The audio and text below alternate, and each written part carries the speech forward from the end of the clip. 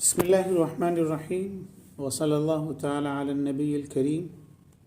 آج کی اس نشست میں علم اصول فقہ کا جو مقدمہ ہے اس کے اندر جو تعریفات بیان کی گئی ہیں ان کا خلاصہ مختصر اور آسان انداز میں پیش کیا جائے گا۔ سب سے پہلے علم فقہ کی تعریف۔ علم فقہ نام ہے احکام شرعیہ عملیہ کو تفصیلی دلائل کے ساتھ جاننے کا۔ آسان لفظوں میں اگر آپ اسے کہیں تو علم فقہ نام ہے شرعی مسائل کو جاننے کا، شرعی مسائل کو سمجھنے کا، شرعی مسائل کو پہچاننے کا تفصیلی دلائل کے ساتھ۔ بنیادی طور پر جو شریعت کے دلائل ہیں وہ 4 ہیں: قرآن، سنت، اجماع اور قیاس۔ بقیہ جتنے دلائل ہیں وہ سب ان دلائل کے تابع ہیں۔ جہاں تک علم اصول فقہ کا سوال ہے تو علم اصول فقہ نام ہے ان قواعد و ضوابط کے جاننے کا جن کے ذریعے احکام شرعیہ عملیہ سے استفادے کی راہ آسان ہوتی ہے۔ دوسرے لفظوں میں آپ یہ کہیں کہ جن کے ذریعے سے احکام شرعیہ عملیہ کو مستنبط کرنے کا طریقہ معلوم ہوتا ہے۔ آسان لفظوں میں اگر آپ اسے سمجھنا چاہیں تو علم اصول فقہ میں شریعت کے دلائل سے بحث کی جاتی ہے، جبکہ علم فقہ میں شریعت کے مسائل سے بحث کی جاتی ہے۔ علم فقہ کا موضوع کیا ہے؟ علم فقہ کا موضوع انسان کا فعل ہے، مکلف کا عمل ہے۔ انسان جو معاملہ کرتا ہے، انسان جو کاروبار کرتا ہے، انسان جو عبادت کرتا ہے، انسان جو اقرار کرتا ہے، وصیت کرتا ہے، اسلامی شریعت ان سب کو ایڈریس کرتی ہے اور ان تمام چیزوں پر علم فقہ میں فوکس کیا جاتا ہے۔ جہاں تک علم اصول فقہ کے موضوع کا سوال ہے تو علم اصول فقہ میں شریعت کے دلائل سے بحث کی جاتی ہے، جبکہ فقہ میں شریعت کے مسائل سے بحث کی جاتی ہے۔ دلائل کے ضمن میں ایک بات یہ آتی ہے کہ دلیل کلی کیا ہے اور دلیل جزئی کیا ہے۔ تو دلیل کلی، مثال کے طور پر امر ایک دلیل کلی ہے۔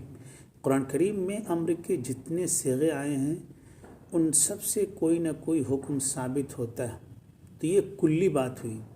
اب امر کا کوئی صیغہ ہم لیں گے خاص طور پر تو وہ دلیل جزئی ہوگا۔ مثال کے طور پر جتنے صیغے قرآن کریم میں ہیں امر کے وہ سب دلیل کلی، لیکن اس میں سے ایک آیت ہم لیں مثال کے طور پر یا ایھا الذین آمنوا اوفوا بالعقود، تو یہ دلیل جزئی ہے۔ قرآن میں کہا گیا اقیموا الصلاۃ، یہ دلیل جزئی ہے۔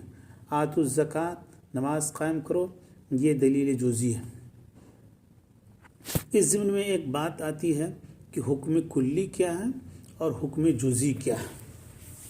تو حکم کلی، مثال کے طور پر فرض ایک شریعت کا حکم کلی ہے۔ اب اگر فرض کا کوئی خاص حکم لے لیں تو وہ حکم جزئی ہے۔ مثال کے طور پر نماز پڑھنا فرض ہے، مثال کے طور پر فرض یہ حکم کلی ہے، واجب حکم کلی ہے، مستحب حکم کلی ہے، حرام حکم کلی ہے۔ اب اس میں سے ہم ایک فرض کو لیتے ہیں، نماز پڑھنا فرض ہے، یہ حکم جزئی ہے۔ حج کرنا فرض ہے، یہ حکم جزئی ہے۔ زکوٰۃ دینا فرض ہے، یہ حکم جزئی ہے۔ جھوٹ بولنا یہ حرام ہے، یہ حکم جزئی ہے۔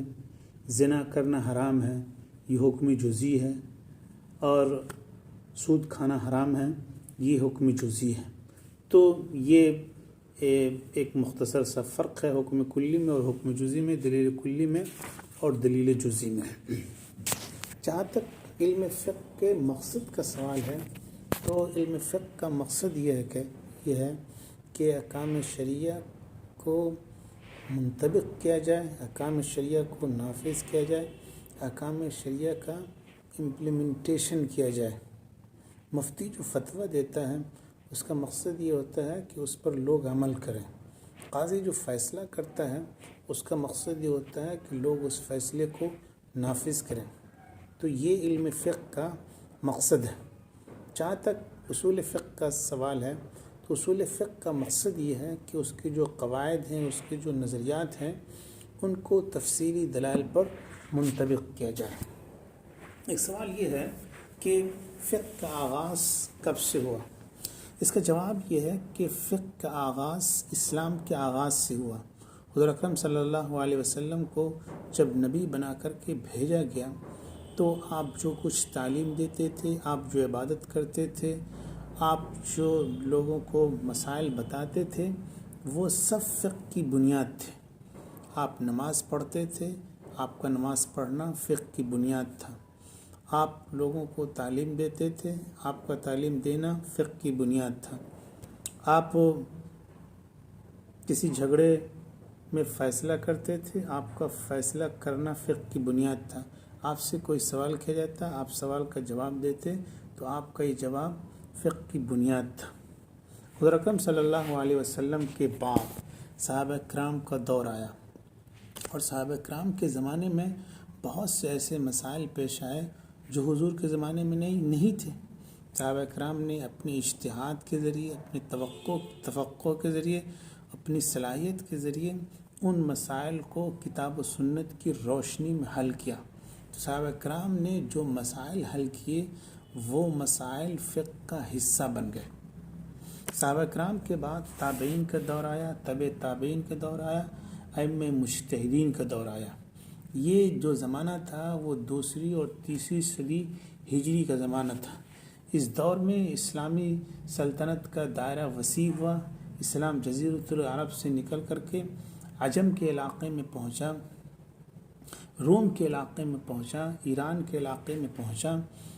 تو جب عرب و عجم کا اختلاط ہوا تو تہذیبوں کا ٹکراؤ ہوا، زبان کا ٹکراؤ ہوا، کلچر کا ٹکراؤ ہوا، سلطنت کا ٹکراؤ ہوا، نظریات کا ٹکراؤ ہوا، جس کے نتیجے میں بہت سے نئے مسائل پیش آئے۔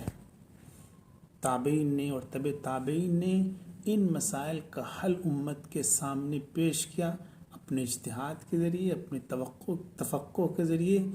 تو یہ جو مسائل تھے یہ مسائل فقہ کا حصہ بن گئے۔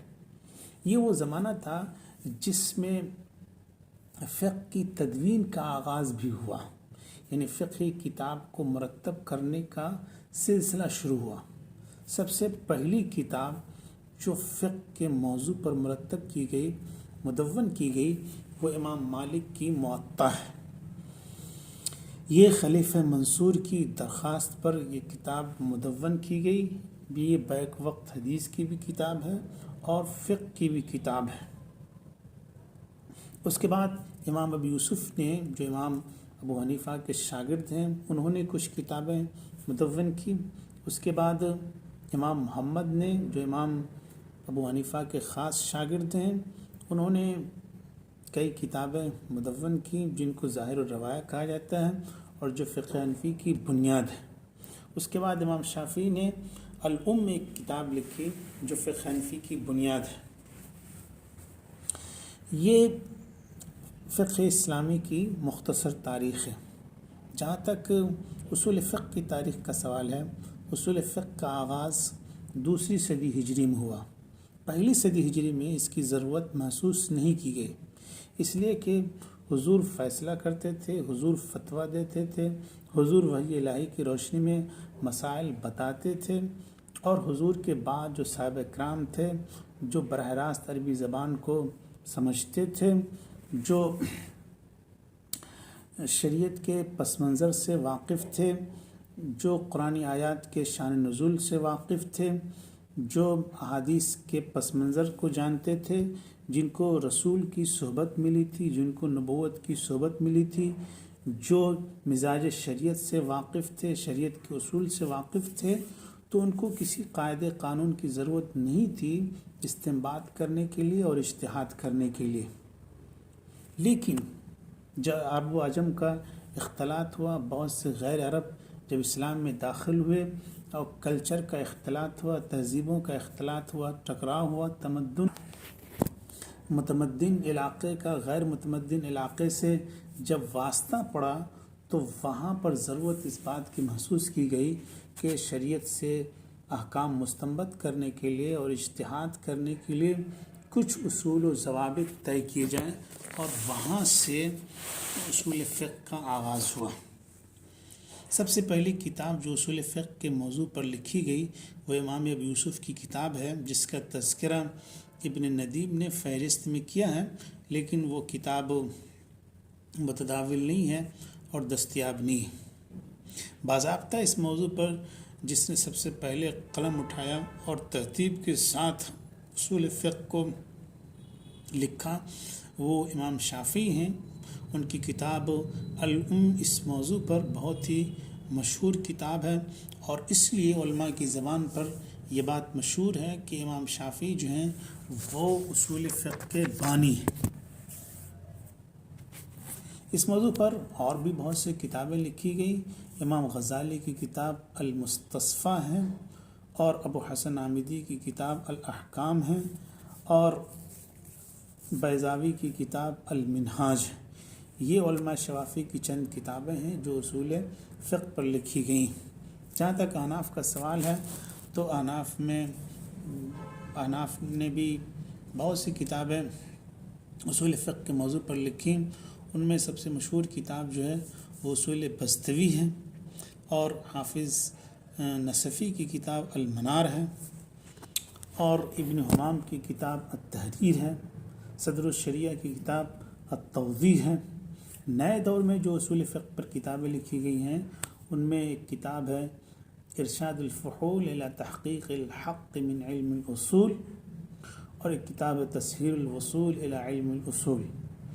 یہ اصول فقہ پر لکھی گئی چند کتابیں ہیں۔ آج کی گفتگو میں بس اتنا ہی۔ والسلام علیکم ورحمۃ اللہ وبرکاتہ۔